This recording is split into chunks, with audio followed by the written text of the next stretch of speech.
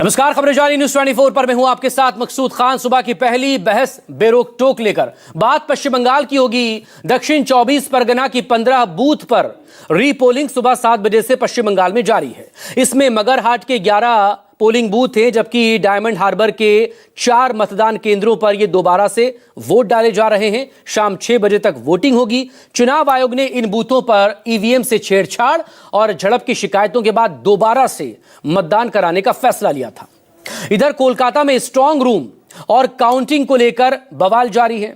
Counting में PSU अधिकारियों को ऑब्जर्वर बनाए जाने का टीएमसी विरोध कर रही है। ममता बनर्जी की टीएमसी ने इस मामले को लेकर सुप्रीम कोर्ट का दरवाजा खटखटाया है। वहीं कोलकाता समेत कई जगहों पर स्ट्रांग रूम की सुरक्षा को लेकर भी टीएमसी ने गंभीर सवाल उठाए हैं। टीएमसी का आरोप यही है कि स्ट्रांग रूम के अंदर बाहरी लोगों की मौजूदगी थी और पोस्टल बैलेट को इधर से उधर किया जा रहा था। कोलकाता में बवाल होने के बाद खुद ममता बनर्जी भी स्ट्रांग रूम पर पहुंची।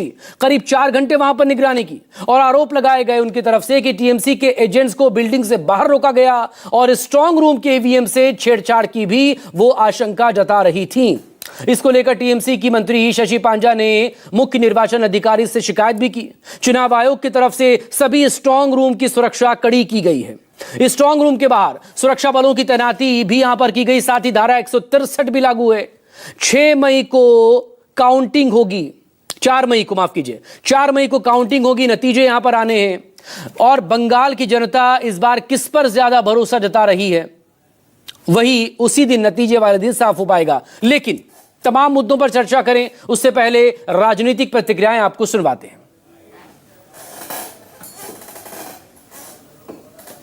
ये कहा कि सीसीटीवी जो फुटेज या सीसीटीवी के जो विजुअल्स दिख रहे हैं ये आ रहे स्ट्रांग रूम से, लेकिन बहुत सारे केंद्र में जो जहाँ जिसके बक्से या स्ट्रांग रूम में रखे हुए हैं वहाँ पे कैमरा नहीं चल रही है। हम लोग कल रात शाम को ही देखे थे कलकत्ता के खुदीराम मनुष्यलिनी में, वो तो कैमरा में ही दिखा कि कुछ लोग अंदर हैं।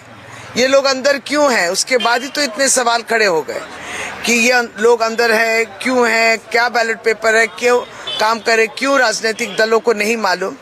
तो अगर आप मान लीजिए अब सीसीटीवी जो कैमरा है वही सही तरीके से नहीं चलेंगे तो आप जो है वो सिस्टम पे ही से विश्वास आपका उठ जाएगा। देखिए, जो हुआ मंगराट वेस्ट में वेलकम है। डायमंड हार्बर में हाउस भी 11 बूथ में होना चाहिए था, ओनली 4 बूथ में हो रहा है और पूरा फॉल्टा सेगमेंट में होना चाहिए। कम से कम 60 बूथ में तो होना ही चाहिए। कुछ ना कुछ सोच रहा है, उसमें कोई प्रोसीड्योर होता है, वो सीसीटीवी फुटेज और दूसरा ऑब्जर्वर का रिपोर्ट, प्रिजाइडिंग ऑफिसर का हैंडबुक, थोड़ा कुछ सिस्टम है, वो सिस्टम लेकर वो कर रहा है। हम लोग तो इलेक्शन कमीशन का पूरा सम्मान करता हूँ। मुझे तो लगता है कि उत्तर प्रदेश में जो भारतीय जनता पार्टी ने इलेक्शन कमीशन ने मिलकर के प्रैक्टिस की थी, ट्रायल किया था, उसका पूरा ऑपरेशन उन्होंने वेस्ट बंगाल में कर दिया है और पूरा पैरेलल स्ट्रक्चर क्रिएट किया है। सेंट्रल फोर्सेस का पूरा पैरेलल स्ट्रक्चर बनाया उन्होंने कि कैसे बंगाल में किया जाए, लेकिन उसके बावजूद भी दीदी वहां पर जीतने जा रही हैं। दीदी ऐतिहासिक वोटों से जीते हैं। सत्तारूढ़ पार्टी की तरफ से हिंसा और तनाव कोई जगह में हमें देखने को मिलते।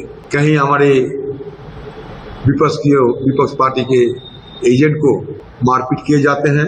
दुर्भाग्य की बात है, हमारे बहरमपुर शहर में भी एक गरीब लोगों की बस्ती में जब धूप के कारण छाती फट रहे हैं,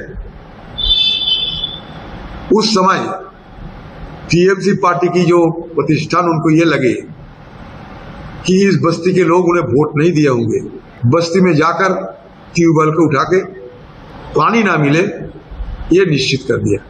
तृणमूल जब है वो यही काम करते थे इधर बंगाल में, अभी उसीलिए वो दोनों लड़ाई भाग जारी रखता है। एज इफ ईवीएम दखल का लड़ाई ये गंदा हो गया। पहले पश्चिम बांग्ला में वोट एक उत्सव थे। ममता बनर्जी का टाइम पर वो जब से पार्टी में आ गया तृणमूल कांग्रेस, गंदा काम होता थे।